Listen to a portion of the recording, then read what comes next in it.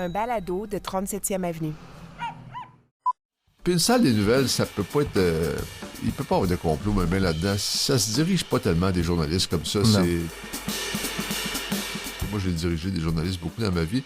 C'est un peu comme diriger un troupeau de chats. Tu peux pas trop leur dire où aller. Faut qu'ils soient eux-mêmes convaincus que c'est là qu'ils doivent aller. C'est vrai.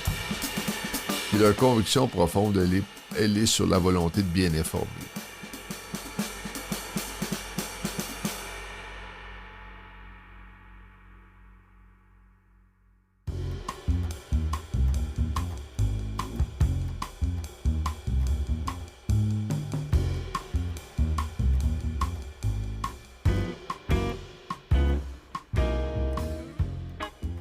Allô, Steve Proulx avec vous au micro du balado Les Écrans, le balado qui s'intéresse aux gens des médias, qui leur donne la parole, parce que les gens des médias, Dieu sait qu'ils ont besoin de plus de temps d'antenne.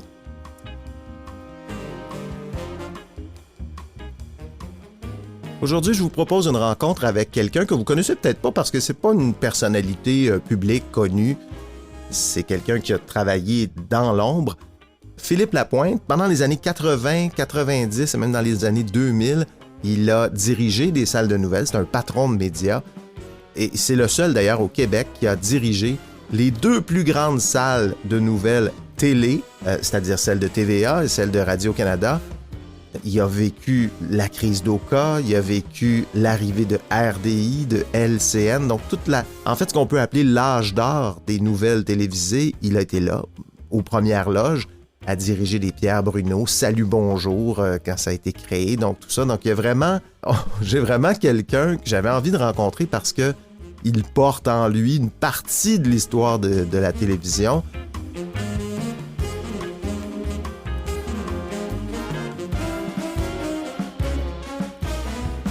Je parle à cette mémoire vivante, Philippe Lapointe, et on va se questionner en même temps dans cette entrevue sur l'avenir des nouvelles télé à l'ère des médias sociaux, à l'ère d'Internet. Est-ce que on sait que les jeunes regardent de moins en moins les bulletins de nouvelles à la télé. Qu'est-ce que ça va devenir dans l'avenir? Les bulletins de télé ont quand même perdu beaucoup de leur plume au cours des dernières années, donc on va réfléchir à ça. On va aussi parler sans doute de la guéguerre entre Radio-Canada et TVA parce qu'elle existe et de plus en plus ces dernières semaines, d'ailleurs, on en parle parce qu'on se demande est-ce que Radio-Canada devrait continuer à concurrencer les chaînes privées? C'est un peu ça. Est-ce qu'on devrait éliminer la publicité à Radio-Canada carrément, comme ça se fait à la BBC ou comme ça se fait aussi à la première chaîne à la radio? Donc, il y a beaucoup de débats aujourd'hui entre Radio-Canada et le monde des télévisions privées. On va certainement en parler. Je suis sûr que Philippe Lapointe a des choses à dire là-dessus. Je vous propose cette entrevue avec Philippe Lapointe.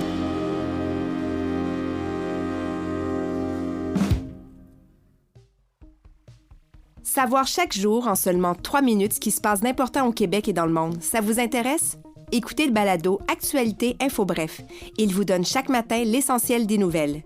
Cherchez Actualité Info Bref dans votre appli de balado ou allez à la page audio à infobref.com.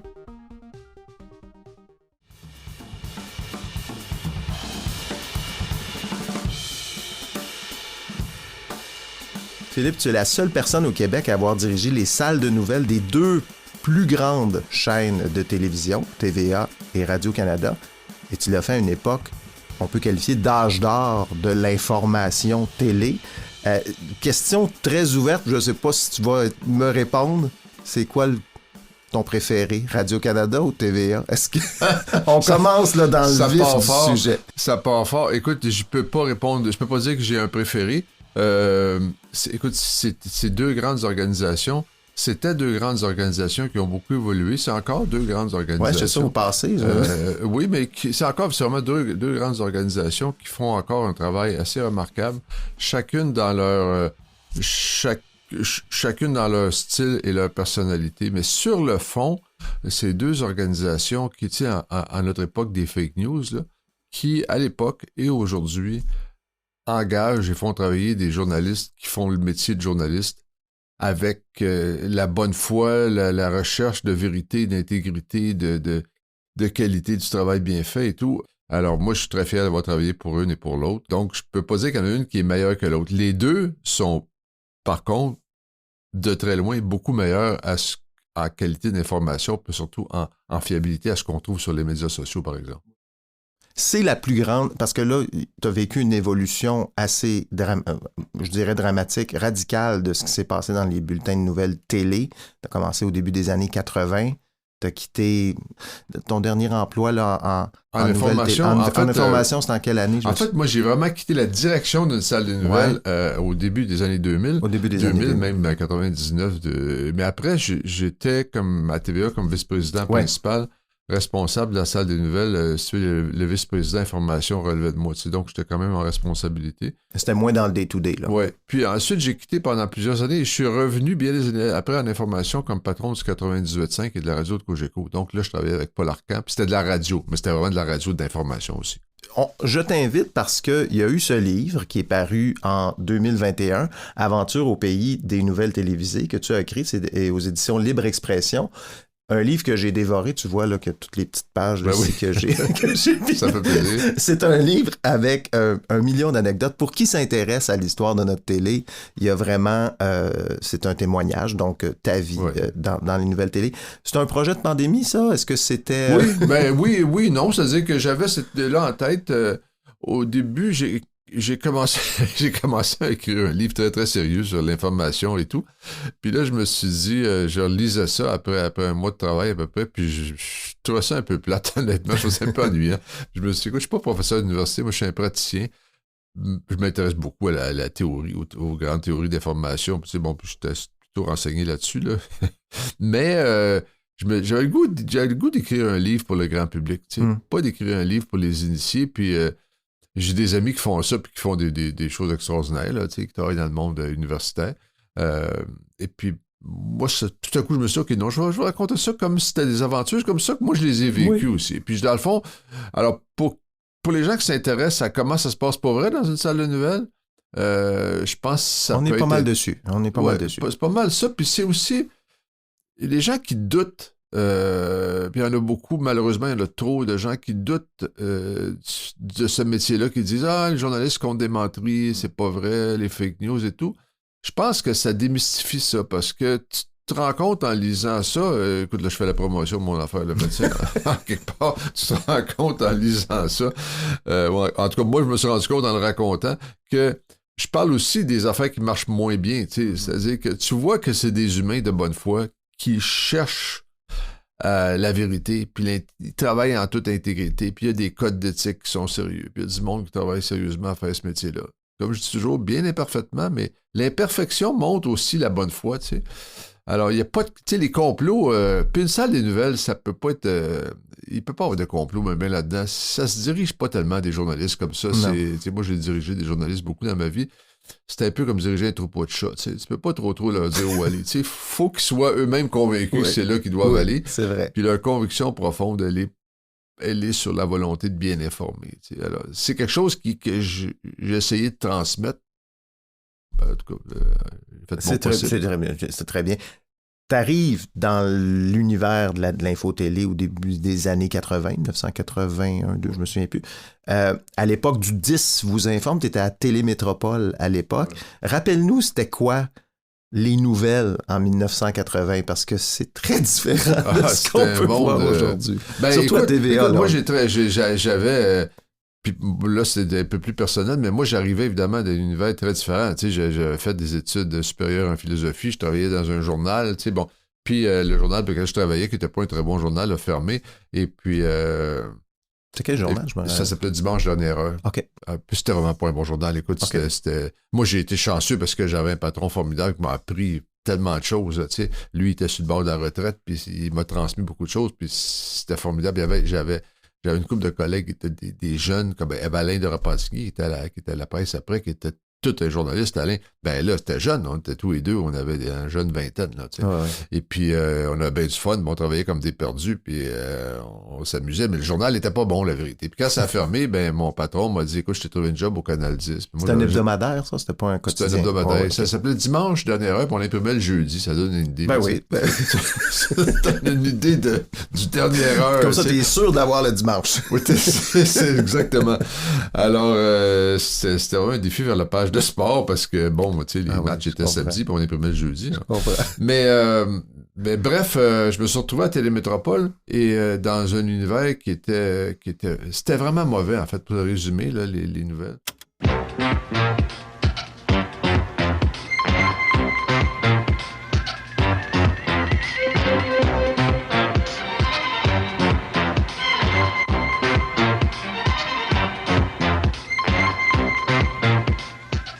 Bonsoir, mesdames, messieurs. Mardi le 28 octobre, ici Pierre Bruno, et le 18h. Les nouvelles n'étaient pas une priorité du tout. Non, ben non. C'était à l'époque, tu sais, du canal les gens d'une génération certaine là, vont se rappeler...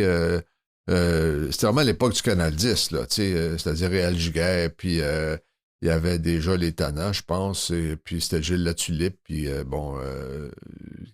le capitaine Bonhomme. Disons que la différence entre Télémétropole et Radio-Canada était très, très marquée à l'époque. Ah, considérablement. Puis Radio-Canada, déjà à l'époque, le Canal 10 était très populaire en termes de code d'écoute, mais les nouvelles, c'était pas bien bon. Mais les nouvelles à Radio-Canada, c'était la référence, c'est sûr, complètement, tu sais. Alors, moi, je débarquais là, puis il y avait une nouvelle génération de jeunes journalistes qui voulaient changer des affaires. Donc, Pierre Bruno, qui était un petit gars, là, tu sais, qui avait dans la vingtaine, là, tu sais, puis avec sa grosse moustache, puis on essayait de changer des affaires, puis on faisait des émissions spéciales, puis avec pas de moyens, puis les patrons, c'était pas du mauvais monde, mais tu sais, c'est des gens qui étaient pas équipés... en termes ni de formation, ni de moyens. Il n'y avait pas de moyens, tu sais, c'était un peu pathétique. Tu sais, puis bon. Mais en même temps, les affaires progressaient, parce qu'il y avait Jacques Boisan, qui était tout un journaliste qui était là. Il y avait du très bon monde, mais qui travaillait avec... Ça prend des moyens. Mais t'es arrivé là quand même avec l'ambition d'élever un peu le niveau des nouvelles. Oui, au tout début, j'avais pas d'ambition dans ce sens-là, parce que moi, j'étais un petit cul, comme on dit, tu sais, j'étais tout jeune, puis là... Mais... j'ai la piqûre, la télévision, c'est une drogue extraordinaire. C'est formidable, la télévision, comme média. Tu sais, t'as un impact sur la vie du monde tout de suite. Là, tu sais. Puis moi, j'étais journaliste au début je faisais des reportages. Là, j'étais pas très bon en ondes. Là, puis je pense qu'ils vont monter vite pour me nommer au pupitre et tout. Mais tu vois l'impact de ce que tu fais. T'sais. Puis le point tournant, c'est en 86, l'entreprise, le Canal 10 et les métropoles a été vendu à Vidéotron, André Chagnon. La famille Chagnon. La famille Chagnon a acheté ça. Puis André Chagnon, je me rappelle à ce jour de son discours, il avait dit, je veux faire de Télémétropole, qui s'appelait pas encore TVA, là, je veux faire de cette entreprise-là une grande entreprise québécoise de qualité, à laquelle les gens vont être fiers de s'associer, une entreprise familiale que les gens vont regarder en famille, une télévision familiale que les gens vont regarder en famille, à laquelle ils vont être fiers de s'identifier et ils vont être fiers de regarder. T'sais. Le côté familial est arrivé avec les Chagnons parce que ça revient beaucoup dans ton livre, puis on l'entend aussi souvent beaucoup, TVA, c'est une famille. Est-ce que c'est les Chagnons qui ont mis cette culture-là? C'était très important pour André et Lucie Chagnon, c'est sûr, la famille, mais c'était aussi la télévision familiale. C'est-à-dire que ça voulait dire quelque chose. La télévision familiale, pour André Chagnon, ça avait quelque chose, une connotation assez concrète. Hein. Ça voulait dire, par exemple, on passait pas des émissions de lutte. Il y en avait avant. Oui. Tu sais, la lutte, là, la lutte Grand Prix, c'est pas le dimanche, je me souviens, Édouard Carpentier. Il a enlevé ça, c'est de la violence. Donc, pas de violence, pas de sexe, il n'y avait pas de bleu nuit. Mais ça, nous autres, la lutte en famille, le dimanche matin. Il avait enlevé la lutte, il n'y avait pas de film de sexe, puis il n'y avait pas d'émission pour enfants non plus. Une des raisons, évidemment, c'est qu'il n'y a pas de publicité pour les enfants. Oui, c'est vrai. Avec la nouvelle loi, avec le PQ. Là, donc, c'était des émissions où les enfants regardent la télévision avec leurs parents. C'est des émissions familiales et le concept, c'était ça. Puis ça a marché très, très bien. Puis l'information, mais il y avait une ambition. André voulait faire, je l'appelle André, vous voyez, mais je l'appelais André, de vraiment faire une salle d'information de qualité. Puis il disait aussi, la qualité d'un réseau de télévision, ça se détermine par la qualité de son service des nouvelles. Tu sais. Alors, moi, j'étais chanceux, je travaillais aux nouvelles. Alors, puis là, Guy Crevier est arrivé comme nouveau vice-président, puis Guy, il poussait sur tout le monde pour qu'on fasse mieux, puis Ce qui a mis au monde la salle de nouvelles de TVA, c'est la crise d'Oka. on est en... C'est ce que tu dis dans ton livre, la crise d'Oka nous a mis au monde. On est en... C'est quoi, c'est 89, 90? Je pense 90, 89, 10. Il y a eu 2 personnages centraux de cette crise-là qui ont couvert la crise pour TVA, qui sont Alain Gravel et Gaétan Giroir. Raconte-nous, parce que le chapitre sur la crise d'Oka est quand même un moment... ça a été du bricolage de grande envergure. Là, oui. On était déjà... En fait... ça nous a mis au monde publiquement dans le sens que tout à coup, il y a eu une reconnaissance. Tu sais, les médias, la presse, de voir, les médias, entre guillemets, les gens qui suivent Radio-Canada, qui suivaient Radio-Canada traditionnellement, tout à coup, ils se sont mis à dire « Hey, coudonc, ils sont bien bons, eux autres, ils sont meilleurs que... » Parce que vous étiez derrière derrière les lignes, là, je ne sais pas comment est-ce qu'on peut appeler ça, mais à l'intérieur du périmètre, dans le fond. Oui, mais en fait, ça, c'est sûr que c'était une aventure de cow-boy, tu sais, dans le sens que effectivement, on avait des gens. Je me rappelle Gaétan, il était passé derrière, il était du côté des Mohawks à un moment donné, puis pour se rendre là, c'était compliqué. Les gars couchaient dans des bateaux qui étaient sur des trucs dans la marina là, à terre. Là. Ouais. D'autres couchaient dans des mobiles de montage.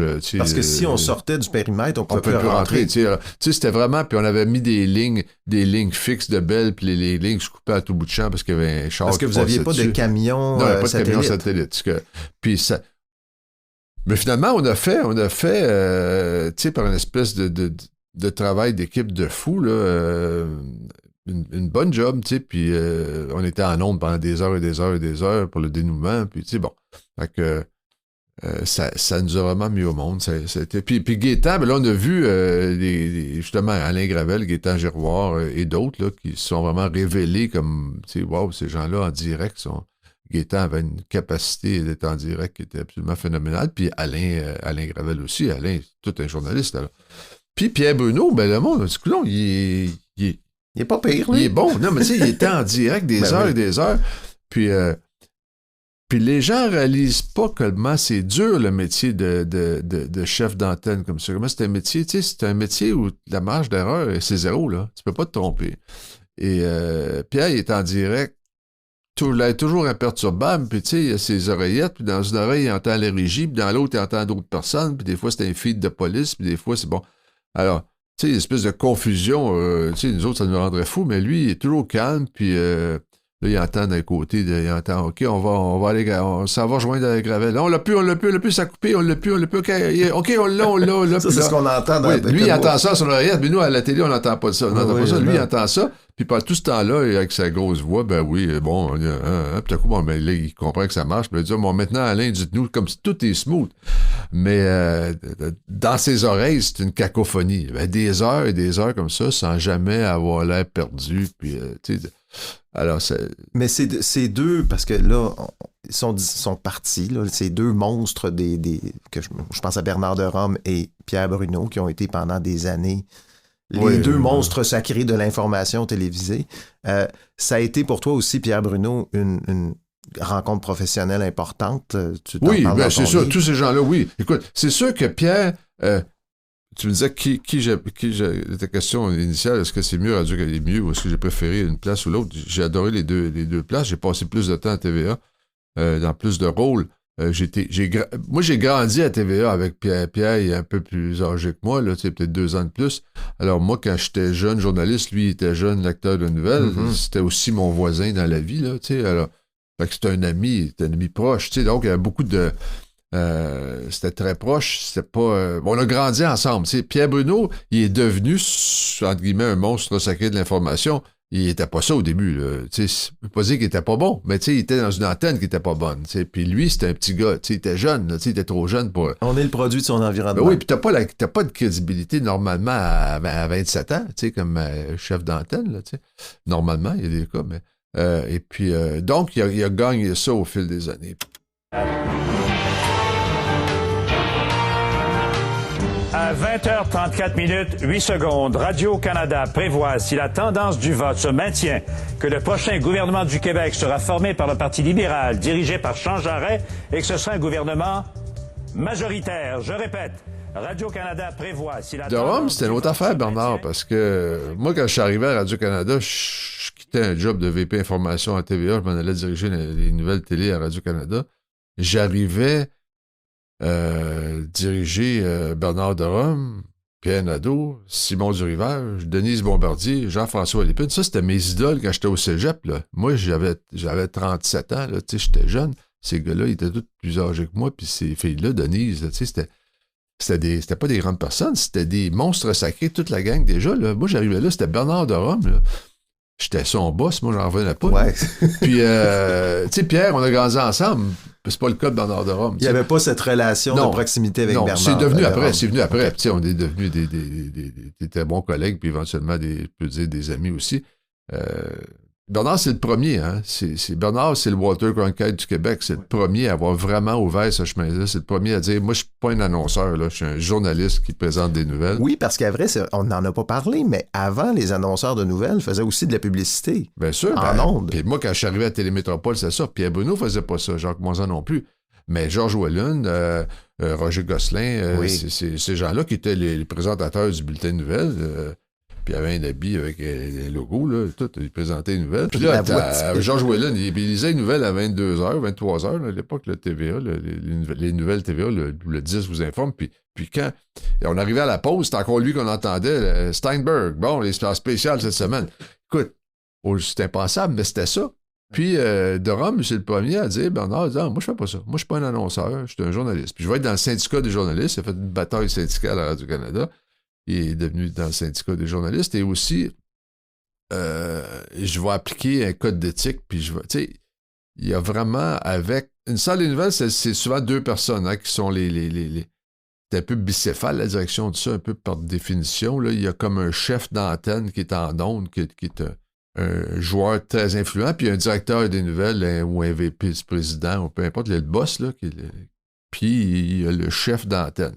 C'est vrai à la radio avec Paul Arcand puis son vice-président, actuellement, c'est un gars qui s'appelle Pierre Martineau, là, qui est super bon, mais les gars, c'est Pierre Martineau qui est le patron. Mais tu sais, diriger Paul Arcand, Bernard de Rome, Pierre Bruno, ces gens-là, c'est comme être le coach de Wayne Gretzky, tu sais. C'est toi le coach, mais tu sais, en quelque part, il faudrait que ta vedette aille bien, tu sais. Ouais, parce que lui, s'il n'est pas de bonne humeur, puis il est choqué après le coach, mais t'es là pour t'occuper qu'il aille bien, mais tu lui donnes pas nécessairement de conseils sur comment ça peut fonctionner. C'est-à-dire, oui aussi, parce que tout le monde a besoin d'un cadre. T'sais, même les plus grands, même les meilleurs. J'ai appris ça, Bernard. Avec Bernard de Rome, on était une soirée d'élection. C'était bon. Il était bon, Bernard. Il était bon, ça avait pas de bon sens. Je le regardais, puis j'étais les bras ballants quasiment. Je me disais, maudit qu'il est bon. Ben, moi, j'avais organisé la soirée. J'étais moi le producteur exécutif, si on veut, de la soirée. Je m'en occupais. Ben, je le regardais, puis là, j'ai un peu oublié de faire ma job par rapport à lui, tellement j'étais admiratif. Puis là, il me fait un signe pendant une pause, puis il me fait signe, viens, pendant un discours de je sais pas quoi. Puis il me dit, c'est-tu correct, là? Il y avait cette humilité-là d'aller demander aux jeunes de 37 ans, sais-tu bien le travail que je fais depuis 40 ans? Oui, mais ben, lui, il était lui-même était moins vieux, il était dans la jeune cinquantaine, mais il me fait venir, puis il me dit, c'est-tu correct, le deuxième bloc, me semble que c'était mou. Ça, ben non, c'est bon, ça va bien. T'es sûr? Oui? Il était jamais sûr. Et, toujours dans le... Puis, il y avait... moi, j'ai beaucoup aimé... Bernard, c'est quelqu'un d'assez exceptionnel à cet égard-là aussi, c'est que il y avait très, très grand leadership dans la salle des nouvelles. C'est quelqu'un qui... je me rappelle d'une émission spéciale sur la Constitution, qui était un peu ennuyante, en fait, là, à Halifax. C'est toujours excitant, la Constitution. Exactement, mais c'est bon. Puis c'était Radio-Canada, puis on faisait ça bien quand même. Puis Bernard était à Halifax. Puis après l'émission, moi, je l'avais appelé, puis en disant, écoute, bel job, formidable, parce que c'était bon. Il dit, oublie pas de parler, je me souviens pas de son nom, Jean-Guy. Oublie pas de parler à Jean-Guy, le gars du son. Là. Si c'était pas de lui, là, on aurait eu de la misère, tu sais. Tu sais, donc, très... et il faisait cette chose que je trouvais formidable, c'est que après... Ben, je vais te raconter une histoire. Vas-y. Ça va t'amuser. D'accord. Aussi, le rôle d'un patron versus son employé vedette. Alors, moi, je me suis pas... C'est pas une chicane, mais tu sais, j'ai eu une discussion très animée avec Bernard une fois, là, tu sais. Très animée, là.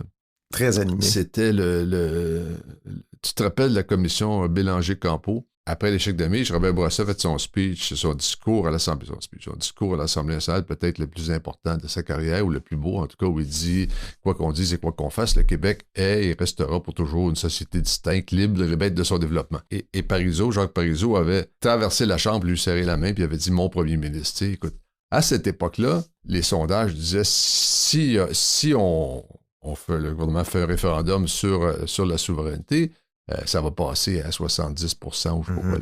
Quelqu'un qui écoute ça pourrait contester les chiffres que je dis, là, mais ça passerait. Là, c'est la thèse de Jean-François Lisée dans son livre Le Tricheur. Bon. Bourassa étant Bourassa, à place de faire un référendum, il a créé une commission Bélanger-Campeau, et qui a duré presque 1 an, ou je sais pas quoi, là, où tous les jours, ces gens-là faisaient le tour du Québec puis posaient des questions. La commission elle-même, c'était un petit peu pas ennuyant, mais c'était quand même une affaire de constitution, mais le Québec était là-dedans beaucoup. Puis d'ailleurs, ça a amené au référendum de 95.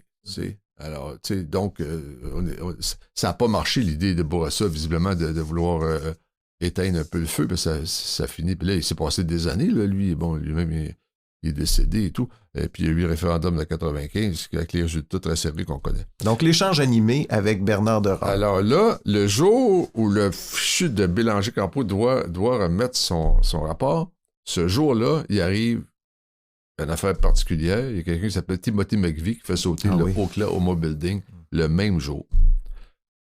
Là, au téléjournal, tous les jours, tu as une réunion à 4 heures. C'est probablement encore comme ça aujourd'hui, avec tout le monde autour de la table. Je sais pas, il y a 20 personnes, je sais pas combien de monde.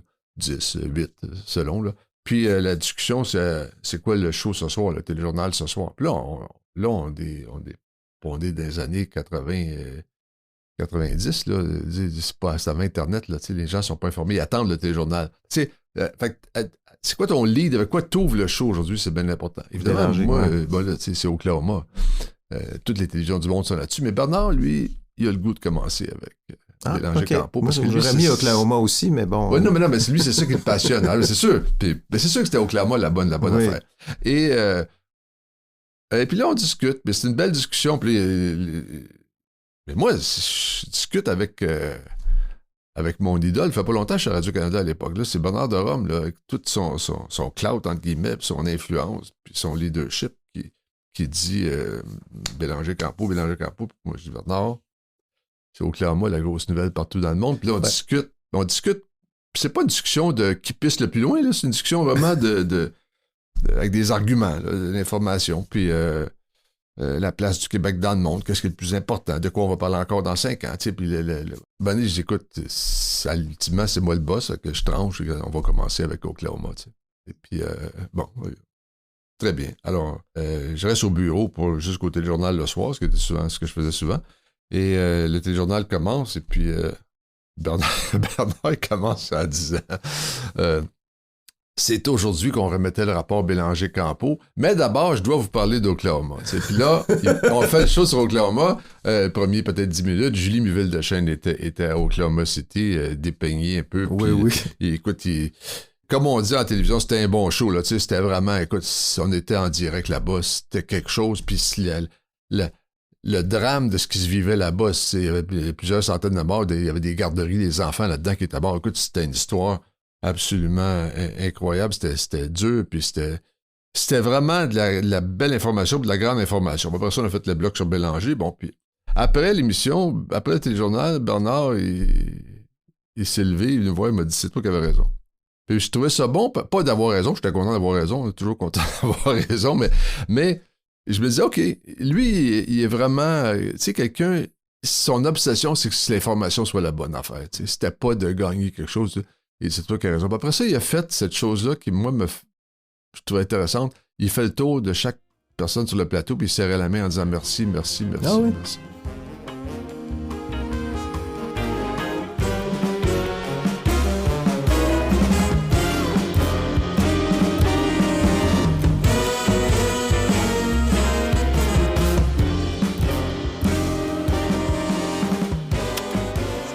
Extrêmement touchant cette journée pour moi aujourd'hui. Vous savez, c'est la dernière fois que vous allez entendre. Voilà comme on a vu ce jeudi 16 juin. Me voici à destination. Merci à TVA de m'avoir confié, il y a 46 ans, les commandes de ce très gros appareil, le TVA 17h et le TVA 18h. Merci surtout de me laisser ce soir le poser une dernière fois en votre compagnie. Je me rappelle d'un focus group qu'on avait fait avec j'étais à l'époque, mon époque de Radio-Canada où j'étais avec c'était Pascal Nadeau qui présentait le Montréal ce soir. Il était très bon, le bulletin. C'était vraiment un bon bulletin de nouvelles. Mais TVA, Pierre Bruno nous battait. Moi, j'arrivais de là. Bon. Je vais quand même être fier de ça, mais sauf que TVA battait Radio-Canada allègrement. Puis je me disais, coudonc, il me semble qu'on fait une bonne job. On devrait faire mieux. Puis on a réuni des gens qui regardaient le bulletin de nouvelles de Télémétropole en leur montrant le bulletin de Pascal, parce que vous le trouvez bon, puis ils disaient tous, ah oui, c'est bon, c'est vraiment bon, c'est vraiment bon. Puis après, on leur a demandé, est-ce que vous allez le regarder maintenant? Puis ils disaient tous, non. Puis madame avait dit, ben non, moi je soupe avec Pierre Bruno, ça fait 20 ans que je soupe avec Pierre Bruno, pourquoi je changerais? Elle est bonne l'autre, là? Ben oui, elle est bonne, ils sont bons, mais... C'est un poste où tu dois être là pendant des années pour finir par... C'est ça. Moi je soupe avec Pierre Bruno, ça disait tout. Tant dans le quotidien des gens. C'est un média d'habitude. Les médias, l'information, c'est beaucoup. Ben même, c'est vrai dans les journaux, la presse, tu sais. On s'attache à nos chroniqueurs. On lit la presse tous les jours. Est-ce que tu penses que ça va se refaire, ça, des Pierre Bruno, des Bernard de Rome? Parce que là, bon, l'âge d'or de l'info à la télé est pas mal terminé. Les bulletins de nouvelles, bon, sont encore écoutés, mais quand même beaucoup moins qu'avant et ont moins d'influence aussi qu'avant dans le paysage médiatique. Est-ce que tu penses que le prestige des nouvelles télé c'est du passé maintenant? Puis... Écoute, moi, je peux pas m'hasarder à parler de l'avenir parce que l'avenir, par définition, on sait pas ce que c'est, là. Et puis, la preuve, t'as fait beaucoup de gens ont prédit des choses qui ne sont pas arrivées. Alors, je me mettrais pas à faire ça. Je peux pas dire que c'est... Mais c'est certain que les recettes du passé sont... Si on fait ce qu'on faisait dans le passé, ça a changé. Il faut vivre dans le monde d'aujourd'hui, tu sais. Alors, est-ce qu'il y a encore des figures emblématiques possibles? Moi, je pense que oui. Je pense que les gens vont toujours chercher ça, quelqu'un à qui ils font confiance. Ce qui est surtout important, c'est que, de mon point de vue, là, c'est que ce soit les bonnes personnes, tu sais. C'est-à-dire que regarde, prendre un exemple extrême, là, ce qui se passe aux États-Unis avec Fox News, puis l'affaire de Tucker Carlson, puis Donald Trump en politique, là, ça nous inquiète tous. Quand on voit ça, on dit, il y a des gens qui ils mettent leur confiance en des gens comme ça qui de toute évidence, la méritent pas, tu sais, parce que c'est des gens qui... Je comprends cette dérive-là. Alors, tu sais, les gens qui disaient « j'ai confiance en Bernard de Rome », ils avaient raison, parce que pas juste qu'il inspirait confiance, il méritait cette confiance-là. Pierre Bruno aussi. Est-ce qu'il faisait jamais d'erreur? Ben non, c'est sûr qu'ils en ont fait. Est-ce que c'était des gens parfaits? Ben non, il n'y a personne qui est parfait. Mais il y avait une volonté de bien faire. Puis les médias, moi je suis très sévère, très critique du monde des médias parce que c'est ça que je fais. C'est ça que j'ai fait dans la vie beaucoup. Puis c'est sûr que des erreurs, il y en a eu, puis il faut travailler ça, mais en même temps, il y a une forme de bonne foi. Quand je vois Fox News, quand j'ai vu là, Tucker Carlson, ils l'ont sorti des ondes là, pour mais ça ouvre la porte à l'arrivée de l'opinion parce que à Fox, c'est beaucoup ça. C'est des journalistes qui donnent... Oui, mais en même temps, l'opinion, c'est une chose. Moi, Yves Boisvert, un chroniqueur, il met des opinions, mais c'est fondé sur des faits. Quand je regardais Fox, je regardais Tucker Carlson, qui, moi, c'est enrageant parce que il base une opinion qui est une opinion idéologique sur des faits qui sont faux. Alors là, c'est sûr que ça t'amène à... Tu fais des syllogismes et puis tu fais des... Bon, ça t'amène à une place qui est pas vraie, tu sais. On voit ça aussi au Québec un peu maintenant, de plus en plus, chez certaines... Dans certaines chroniques, ça reste un peu marginal, là, mais... Non, moi, je t'avoue que quand je vois intervenir Richard Martineau dans un bulletin de nouvelles, là, je trouve pas ça très génial. C'est honnêtement. Ouais. C'est sûr qu'on n'est pas à Fox, mais... Non, on n'est pas à Fox. C'est un humoriste, entre guillemets, là, qui vient faire un petit mot avec un journaliste sérieux. Là, c'est-à-dire qu'il y a du... ouais, là, regarde. Je vulgarise, mais ça ressemble à ça, là. Ben, sais-tu quoi? Je suis pas d'accord avec toi. Je comprends le feeling parce que je ne veux pas faire un éditorial à la défense de Richard Martineau, là, mais ça reste, à sa manière, là, c'est quelqu'un qui il base pas ses opinions sur des faussetés. Il y a un élément démagogique, là, c'est clair, des fois, là. Comme il y en a chez plusieurs chroniqueurs, dont certains, parce qu'on a tous nos préjugés ou nos opinions ou nos tendances sociales, plus à gauche ou plus à droite, plus sociale, plus... Bon. Moi, je suis plutôt, entre guillemets, à gauche, un peu social-démocrate de façon générale, parce que je pense que le monde se porte mieux si on s'occupe de nos gens mal pris, là. Mais je conçois que quelqu'un soit d'une opinion différente de moi, puis il faut respecter ça aussi, que les gens aient des opinions différentes de nous. Il y en a des gens, tu sais, si tu veux nommer des noms de gens qui basent leurs affaires sur des menteries, Gilles Proulx. Lui, ça, c'était pas un chroniqueur. C'est pas un humoriste non plus, parce que c'est pas drôle. Ça, c'est quelqu'un qui a semé la haine pendant sa carrière, tu sais. Mais dans le cas, quand tu disais, Richard Martineau, visiblement, il y a un côté qui m'agace avec l'espèce de guerre avec la presse et Radio-Canada. Puis, moi, ça, c'est quelque chose qui m'agace. Je parle pas de Richard Martineau, je parle pas de quelqu'un. Les guerres de médias au Québec entre nous autres, je trouve ça un peu nono, puis je trouve ça contre-productif. Parce que nous autres, on est les médias québécois, là, faut sortir un peu du pays, là, puis se monter un peu sur le balcon, peut-être, puis nous regarder. Là. C'est petit, le Québec. Là. On est un village d'irréductibles gaulois. Là. Ben, c'est vraiment minuscule là, par rapport à ce qui se passe dans l'ensemble de l'univers. Puis, tu sais, comme disait un de mes amis, les dirigeants du Parti communiste chinois, eux autres, ils se réveillent la nuit pour pas penser à nous autres. Là, ça, on n'est pas important.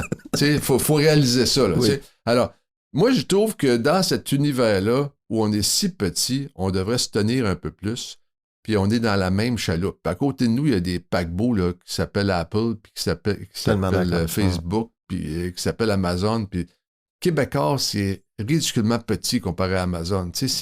Les gens disent que c'est un géant. C'est pas un géant, le Québécois.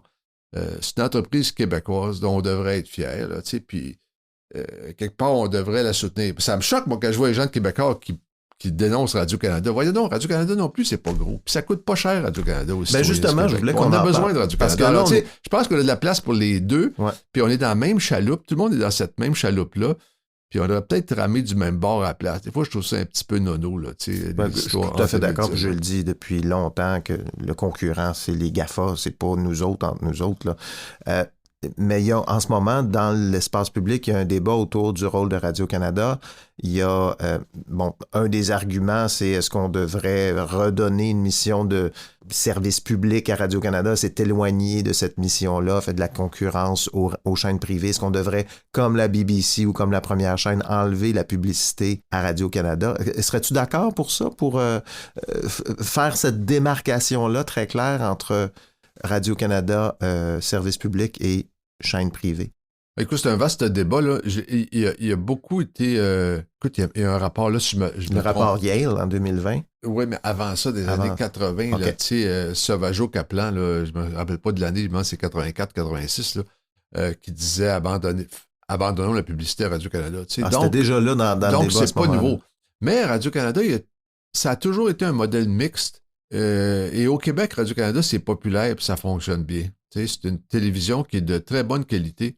Hey, moi, il y a des affaires que j'aime pas. Là. Puis des fois, je trouve qu'il y a trop de variété. Puis il y a des affaires que je trouve des jeux questionnaires que je trouve niaiseux. Mais ça, c'est un peu mes goûts personnels. Moi, ça ne m'intéresse pas. Mais la qualité du service d'information est là, puis c'est très important. Puis c'est un écosystème qui se tient, puis qui a aussi une grande importance sur la vitalité culturelle, entre guillemets, du Québec. Il ne faut pas oublier ça. Là. Notre défi, là, collectif au Québec, là, c'est vraiment de rester une société francophone. Tu l'as mis, là. Moi, je pense qu'il faut rester une société francophone qui est dynamique, là. Et pour ça, ça prend un Radio-Canada qui est fort. Puis l'élément publicitaire, mais ça joue forcément un peu un rôle là-dedans. Puis je pense que si on enlève la publicité à Radio-Canada complètement, brutalement, mais ça va juste faire des centaines et des centaines de mises à pied, puis on va des artistes qui travaillent. Moi, je trouve ça tu sais, je regardais les chiffres là, dans leur rapport. C'est 200 millions en publicité, mais quand même sur un budget d'1,2 milliard.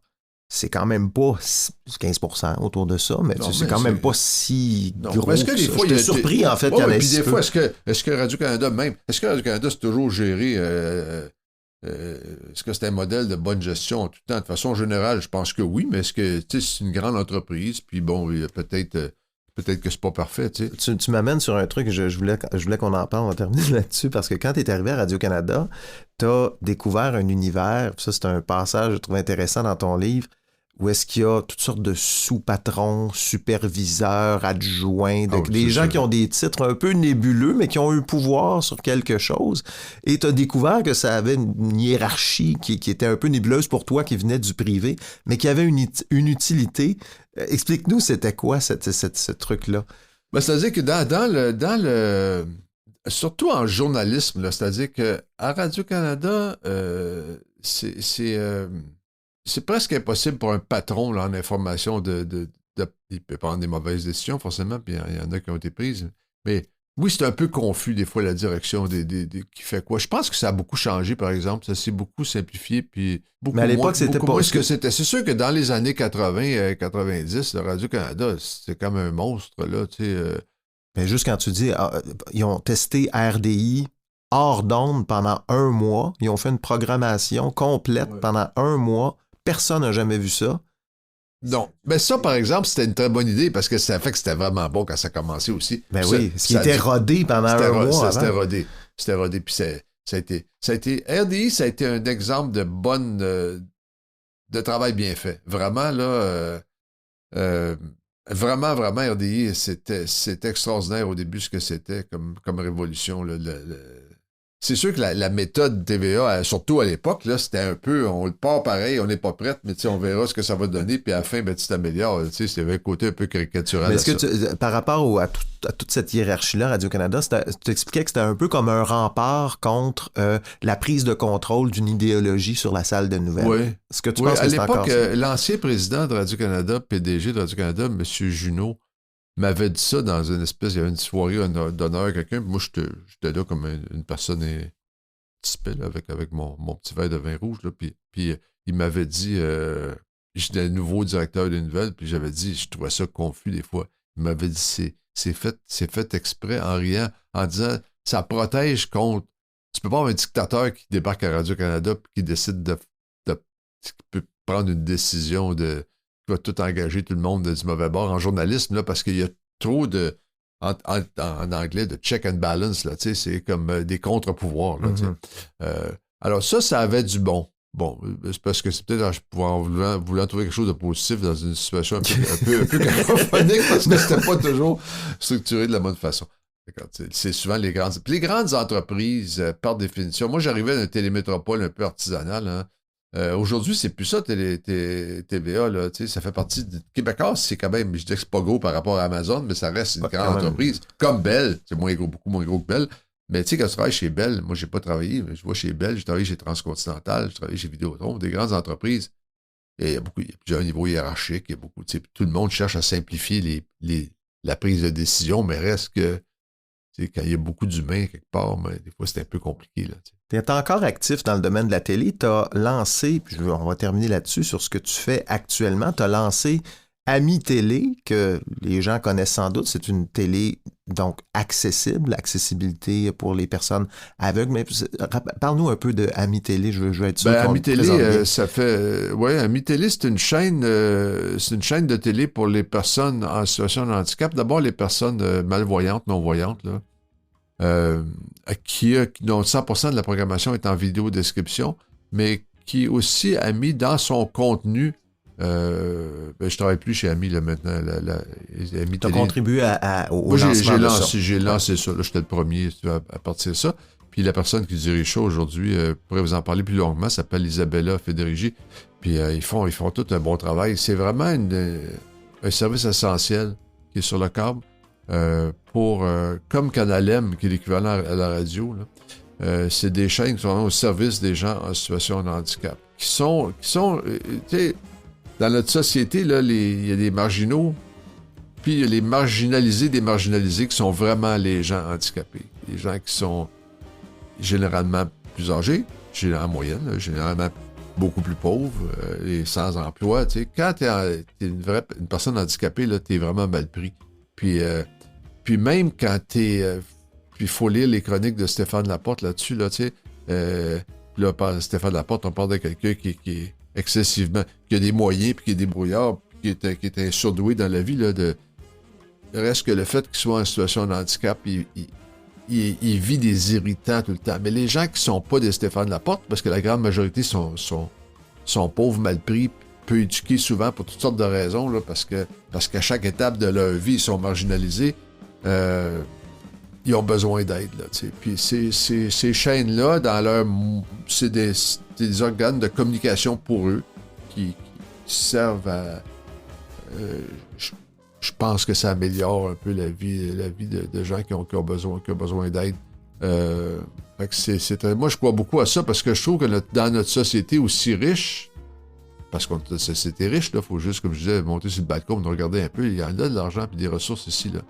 Qu'on traite aussi mal les gens mal pris, je trouve ça scandaleux. Puis, tu le fais encore, aujourd'hui tu es chef d'antenne pour, on en a parlé de Canal M, Canal M, qui est pour les personnes...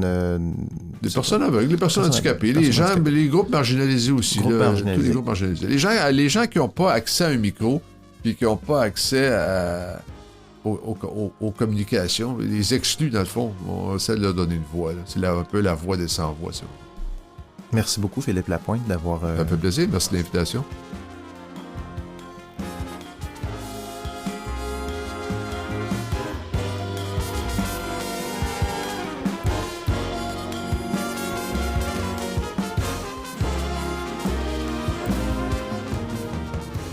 Ah, voilà, c'est tout pour cette semaine. Merci d'avoir été là. Je rappelle le titre du livre de Philippe Lapointe, Aventure au pays des nouvelles télévisées. C'est aux éditions Libre Expression. Bonne lecture, j'ai adoré ce livre-là. Il y a vraiment un paquet d'anecdotes sur la télé, les coulisses de la télé, ce qui se passe sur ces plateaux de tournage. C'est vraiment intéressant. Pour terminer, je vous invite à poser un geste pour le balado. Il y en a plusieurs que vous pouvez poser si vous aimez ce que vous venez d'entendre.